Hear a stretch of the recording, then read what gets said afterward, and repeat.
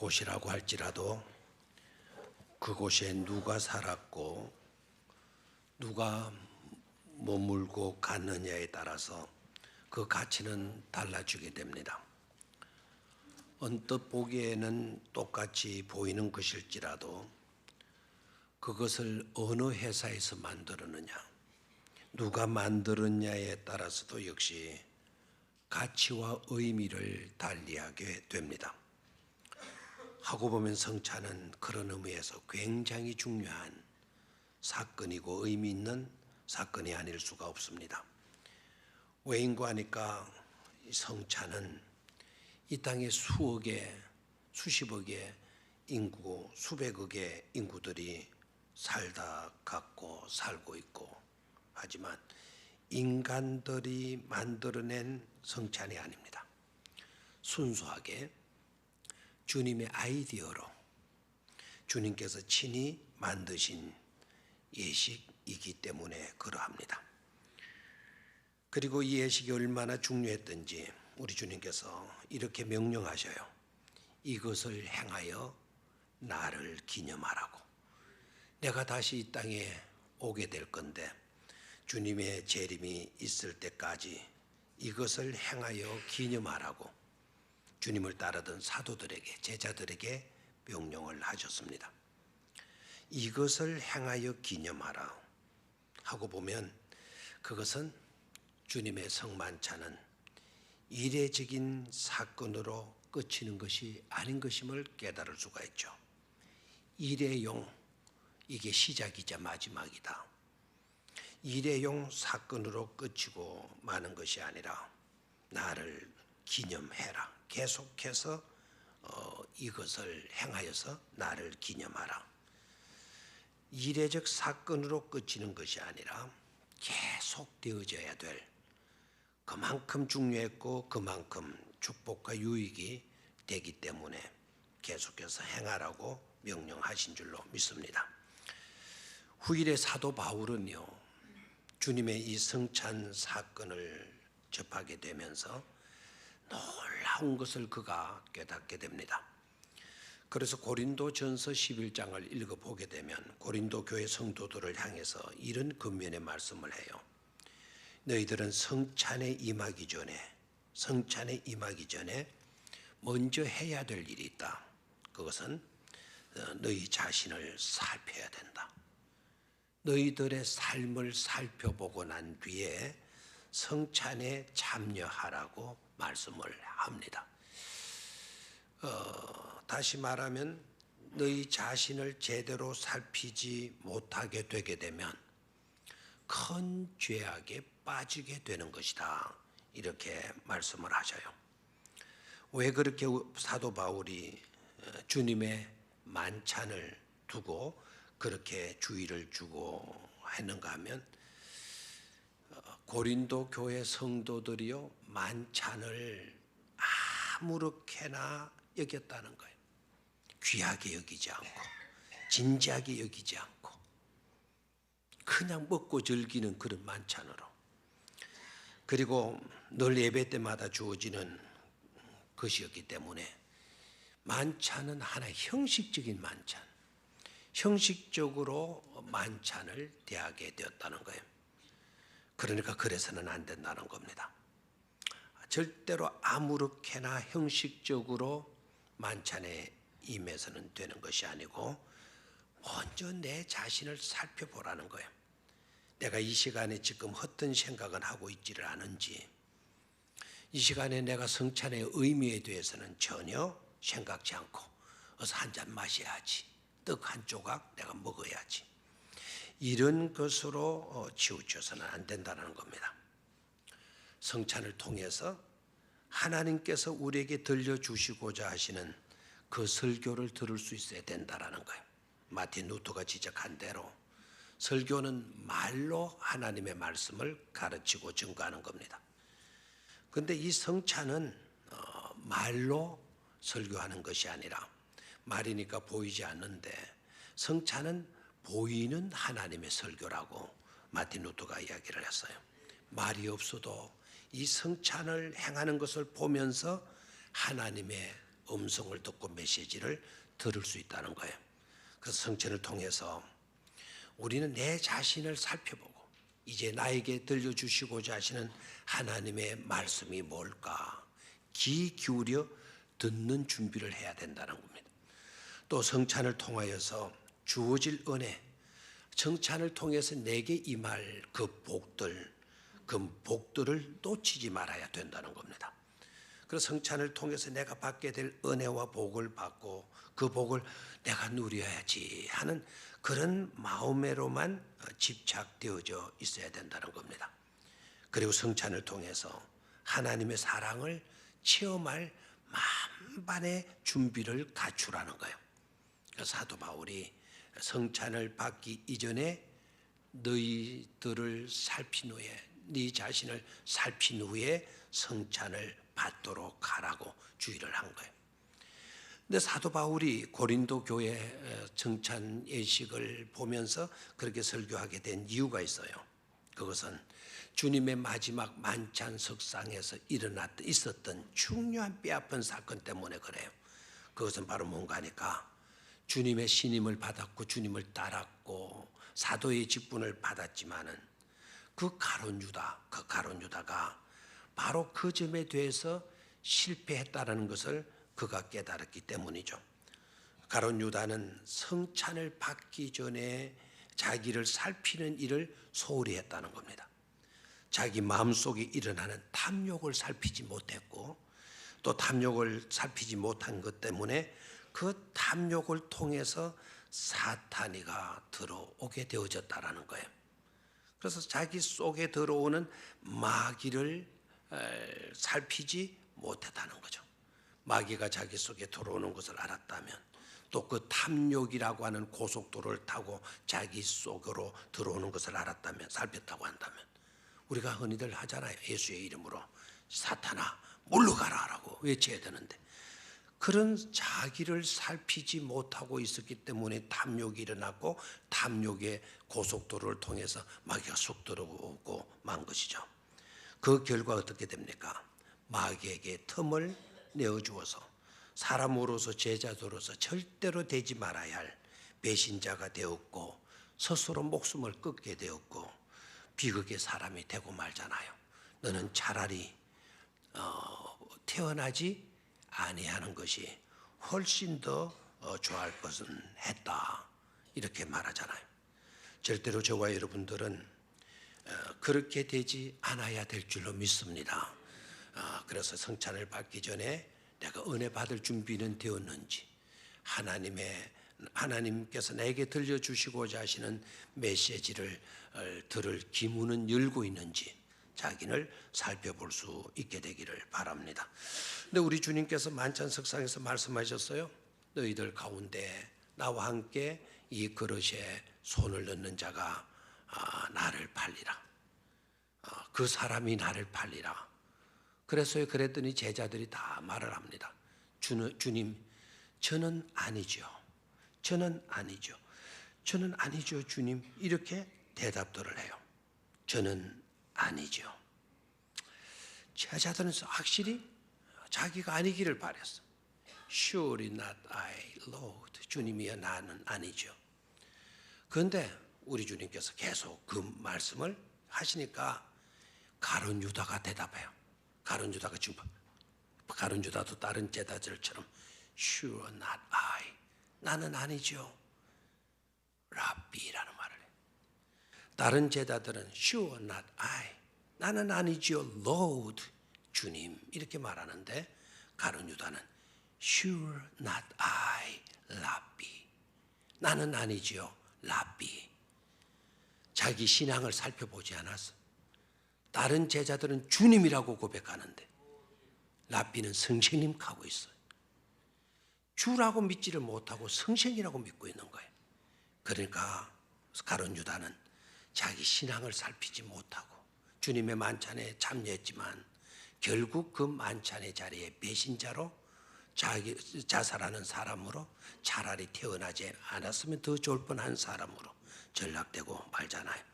그래서 철저하게 우리는 성찬의 소중함을 알고 성찬에 임하기 전에 우리 자신들을 살펴볼 수 있게 되기를 축원합니다.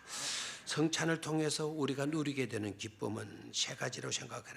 첫 번째는 거룩한 최고의 식탁에 참여하는 기쁨이에요. 한번 따라하시기를 바랍니다. 거룩한 최고의 식탁에 참여하는 기쁨. 자, 여기서 제가 그 식탁을 두 가지로 설명을 했어요. 하나는 거룩한 식탁, 또 하나는 최고의 식탁. 그 식탁에 참여하는 기쁨, 이걸 우리가 누려야 된다라는 거예요. 자, 왜 그러면 최고의 식탁이라고 하는가? 왜 또 이 식탁이 거룩한 식탁이라고 하는가에 대한 의미를 분명히 깨달아야 되겠어요. 자, 오늘 이 식탁을 보게 되면 너무나 단순하잖아요. 메뉴가 많지를 않아요. 만 원짜리 뷔페 식당에 가도 먹을 메뉴가 얼마나 많은지 몰라요. 그런데 최고의 식탁이라고 일컬어지는 이 식탁에는 딱 메뉴가 두 가지밖에 없어요. 하나는 빵, 하나는 포도잔, 두 가지밖에 없어요. 그럼에도 불구하고 왜 이 식탁이 최고의 식탁이라고 하느냐?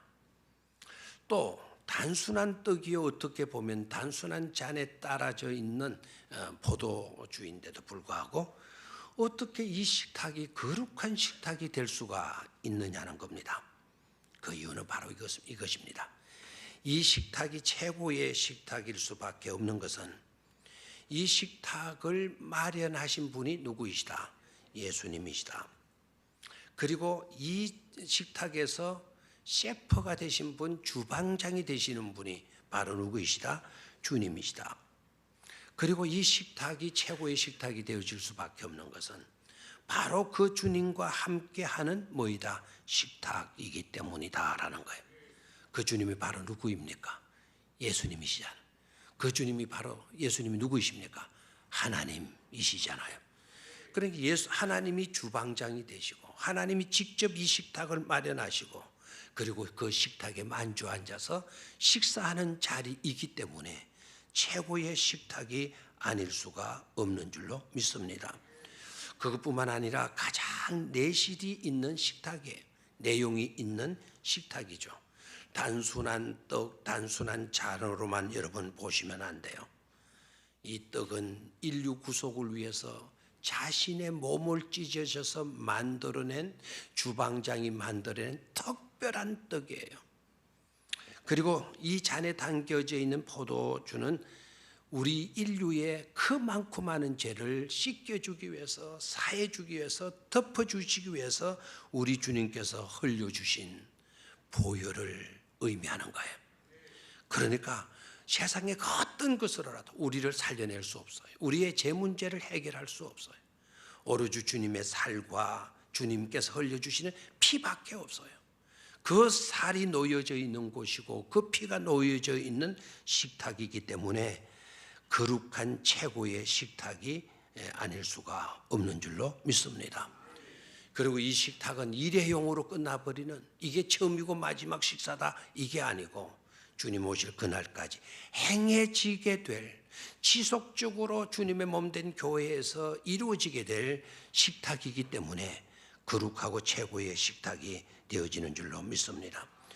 그런 성찬의 자리로 우리가 나아가게 되어졌다라는 것, 그런 놀라운 은총이 머무르고 있는 그런 자리로 우리가 나아가게 되어졌다라는 것은 큰 영광, 큰 기쁨이 아닐 수가 없는 줄로 믿습니다. 이 자리에 나온 여러분들, 우리를 초대해 주신 그 하나님의 사랑에 감사하고 환희와 설렘을 가지고 함께 성찬의 자리로 나아갈 수 있기를 축원합니다. 두 번째로는 최고의 떡과 잔을 취하는 기쁨입니다. 성찬에서 우리가 얻게 되는 기쁨은 어떤 거냐? 최고의 떡과 잔을 뭐 하는 기쁨? 취하는 기쁨이에요. 그것을 먹어서 우리의 안으로 드릴 수 있는 기쁨의 자리이기 때문이다라는 겁니다. 성찬의 그 시간은, 마지막 시간은 유월절 기간이었던 걸 아시죠? 유월절 잔치의 재료는 어린 양이 사용이 돼요. 허먹고 1년 된 어린 양이. 그런데 우리 주님의 만찬의 자리에서 사용된 재료는 주님의 살과 주님의 피잖아요. 유월절 잔치에서는 어린 양의 피를 잡아가지고 어린 양을 잡아가지고 그 피를 문술주에 발랐더니 죽음의 재앙이 넘어가게 돼요. 죽음의 재앙이 넘어감으로 인해서 살아남은 사람들이 가나안 복지를 향해서 출애굽을 하게 되는, 그 지긋지긋한 애굽에서 벗어나서 젖과 꿀이 흐르는다는 가나안 복지로 나아가게 되는 축복을 얻게 돼요. 자, 그렇다고 한다면 성만찬의 자리에서는 어떠냐? 성만찬에 사용되어졌던 재료는 다른 것이 아니라 주님의 살이라 그랬고, 주님께서 우리를 위해서 흘려주시는 피라 그랬어요. 그 살을 찢으셨고 그 피를 흘리셨다라는 것은 우리 주님의 죽음을 의미하잖아요. 그런데 놀라운 것은 주님의 그 죽음은 사망의 권세를 깨뜨리셔요. 죽음이 죽음을 파괴시켜요. 우리들의 죽음은 죽음으로 끝나지만 예수 그리스도의 죽음은 바로 사망의 권세를 깨뜨려 주신 것입니다. 그래서 죄로 인하여서 파멸과 저주에 빠져서 허우적거릴 수밖에 없는 불쌍한 불행한 비극적인 인간들을 다 구원해내신 거예요. 구원해내실 뿐만 아니라 은총의 옷을 입고 복된 새하늘과 새 땅으로 나아갈 수 있는 백성으로 삼아 주셨단 말입니다. 그러므로 우리가 성찬의 자리에서 받는 떡과 잔은 일반적인 떡이 아니고 일반적인 잔이 아니다. 이 떡과 이 잔 속에는 놀라운 엄청난 최고의 사랑이 들어있음을 깨달아야 될 줄로 믿습니다. 그리고 이 잔 속에는 능력이 있어요. 죄를 사하실 수 있는 능력, 죄악에 빠져있고 구렁텅이에 빠져있는 우리들을 건져낼 수 있는 능력이 바로 이 속에 들어있는 것임을 깨달아야 될 줄로 믿습니다. 그리고 이 잔 속에는요, 놀라운 메시지를 우리에게 주고 있어요. 이 떡과 잔 속에는 놀라운 메시지를 주고 있는데 어떤 메시지를 주고 있는 거 아닐까? 절대로 형벌과 심판이 사랑을 이길 수 없다라고 하는 메시지가 이 속에 들어있는 겁니다. 또한 어둠이 빛을 이길 수가 없고 죽음이 참 생명을 이길 수 없다라고 하는 놀라운 메시지를 우리에게 들려주고 있는 줄로 믿습니다. 최고의 그와 같은 최고의 떡과 그와 같은 최고의 잔을 취하는 기쁨을 오늘 여러분들이 소유할 수 있게 되기를 주의 이름으로 축원합니다. 마지막 세 번째로는 사명으로 나아가게 되는 기쁨입니다. 우리가 빠뜨릴 수 없는 지상 최대의 사명이 바로 이 잔 속에, 이 떡 속에 들어있다라는 것이죠. 그것을 우리가 이 떡과 이 잔을 취한다라는 것은 그것으로 인하여서 누리게 되는 기쁨, 그 기쁨을 놓쳐서는 안 된다는 것입니다. 참 생명을 가지고 우리가 우리 주님의 참 생명을 취함으로써 참 생명을 가지고 새롭게 살아가는 기쁨을 누리는 것, 우리에게 주어진 사명인 것입니다.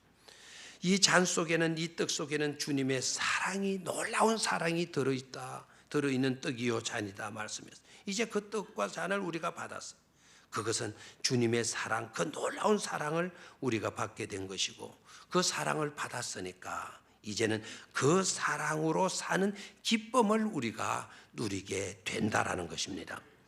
그리고 이 속에는 희망이 들어있어요. 희망을 우리가 부여받았으니까 희망을 향하여 나아가게 되는 것입니다.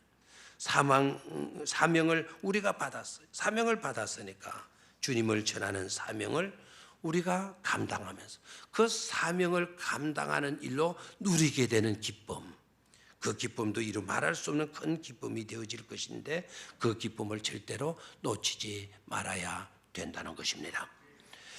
끝으로 제가 우리 주님께서 하신 말씀 성경 구절 인용하고 말씀을 마치려고 합니다. 우리 주님께서 이렇게 말씀을 하셨습니다. 그리고 내가 아버지로 인하여 사는 것 같이 나를 먹는 그 사람도 나를 인하여 살리라 말씀하죠. 자, 한번 같이 읽어볼까요? 살아계신 아버지께서 나를 보내심에 내가 아버지로 말미암아 사는 것 같이 나를 먹는 그 사람도 나로 말미암아 살리라. 아멘. 우리 주님께서 뭐라고 말씀하셔요? 내가 아버지 때문에 산다. 아버지 때문에, 하나님 아버지 때문에 내가 산다. 그와 마찬가지로 나를 먹는 그 사람도 주님의 살과 주님의 피를 마시는 우리 그 사람들도 나를 인하여 뭐 하게 된다? 살게 되리라 말씀하셨어요. 이 말씀을 명심하시고 주님의 뜻과 주님의 살과 주님의 잔 피에 참여하는 축복된 성도님들이 꼭 되시기를 주의 이름으로 축원합니다. 하나님 아버지, 2018년